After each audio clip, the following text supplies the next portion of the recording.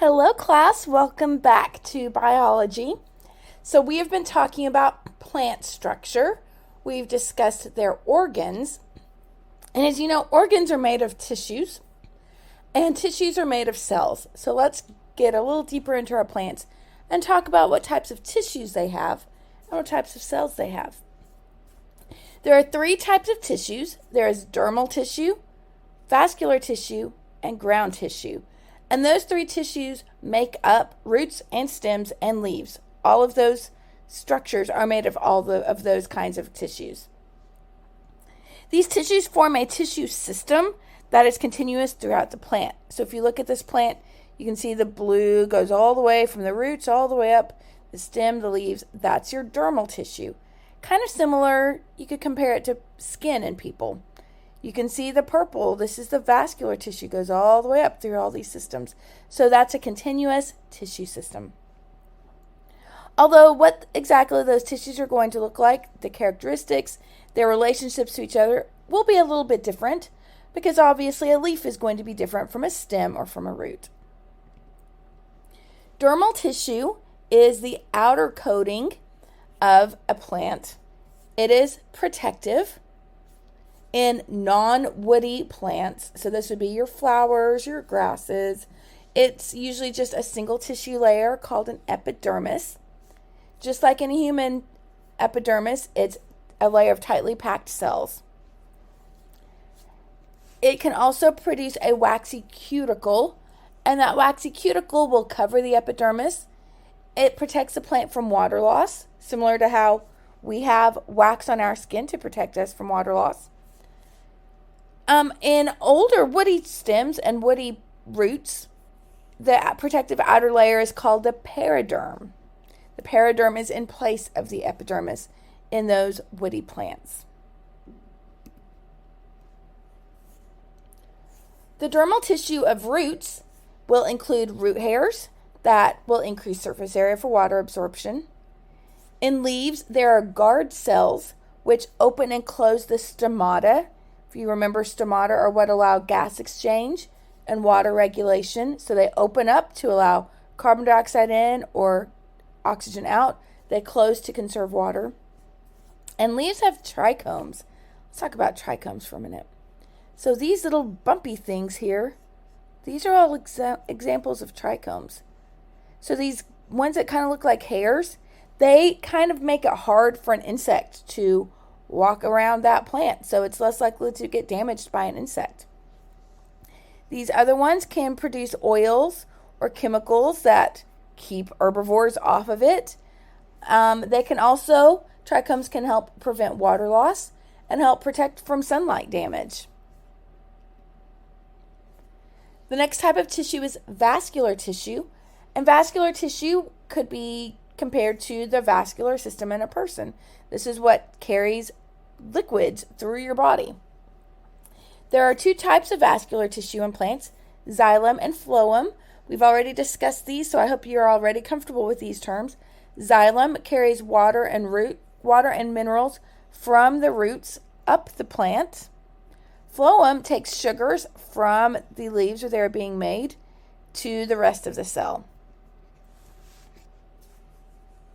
How does the vascular tissue system enable leaves and roots to function together in supporting growth and development of the whole plant? Please pause, think about what you already know if you can answer this from memory. If not, go back and review your notes and then come on to the rest of this video. Okay, then is the stele or the stele. This is the vascular system in a root. The arrangement of the stele varies by species and organ, but in angiosperms, it will be a solid central vascular cylinder of xylem and phloem, and it will be divided into vascular bundles, which are separate strands of xylem and phloem. Then the ground tissue, which is in this picture as yellow, is the tissue that is not dermal or vascular. It does a lot of different things. There can be cells specialized for storage. It can help with photosynthesis. In the leaf, a lot of the photosynthesis is going on in the ground tissue. support, so it can help keep that plant standing up, and short distance transport. If ground tissue is internal to the vascular tissue, it's called pith. And if it's outside the vascular tissue, it's called the cortex. Okay, then what types of cells do we have? What are these tissues made of? So plant cells do differentiate, just like in animal cells. It differentiates, allowing different cells to have different structures and different functions. The different types of plant cells are parenchyma. This is a picture of parenchyma. Collenchyma, sclerenchyma, water-conducting cells of the xylem, and sugar-conducting cells of the phloem. Mature parenchyma cells have thin and flexible primary walls and lack secondary cell walls. This is something we talked about last semester in chapter 5 or 6. Please go back and review that if you don't remember. They have a large central vacuole.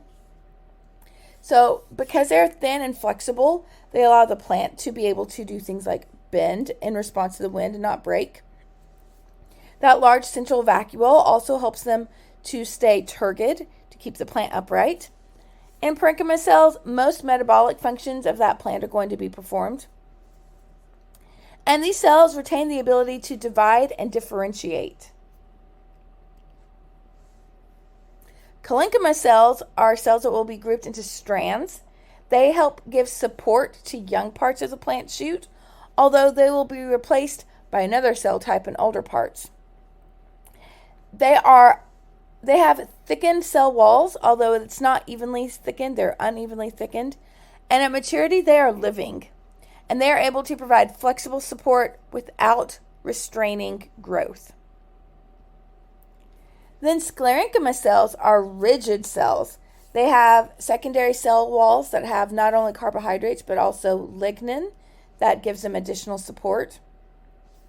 By maturity, mainly they're going to be dead.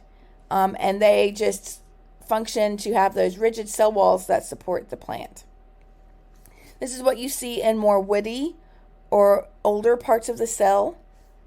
And there are two types of sclerenchyma cells that will be helping support and strengthen that plant. The sclereids are going to be the boxy, irregular shape.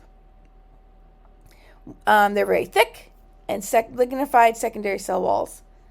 And then fibers are going to be longer, slender, tapered, and grouped into strands. So what type of plant cell is rigid and contains lignin for support? There are also water-conducting cells in the xylem, and these are cells that are dead at maturity. Their cell walls, they have lignified secondary cell walls that support them. Tracheids are found in the xylem of all vascular plants, and vessel elements are common in most angiosperms and some gymnosperms, and align end to end to form these long pipes called vessels.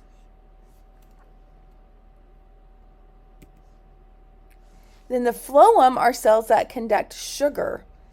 They have sieve-tube elements, and they are alive at functional maturity. However, they don't always have organelles. They lack organelles, so each sieve-tube element will have a companion cell. And the companion cell has nucleus and ribosomes to serve both the companion cell and the sieve-tube elements. So the sieve-tube element is still able to have functional proteins and RNA in it. And then sieve plates are going to be the porous end walls that let fluid move between cells. So the fluid can flow here between this sieve plate. Okay, so what is the purpose of companion cells? Okay, we will finish out this chapter with a couple of videos discussing how plants grow. I will see you later. Bye.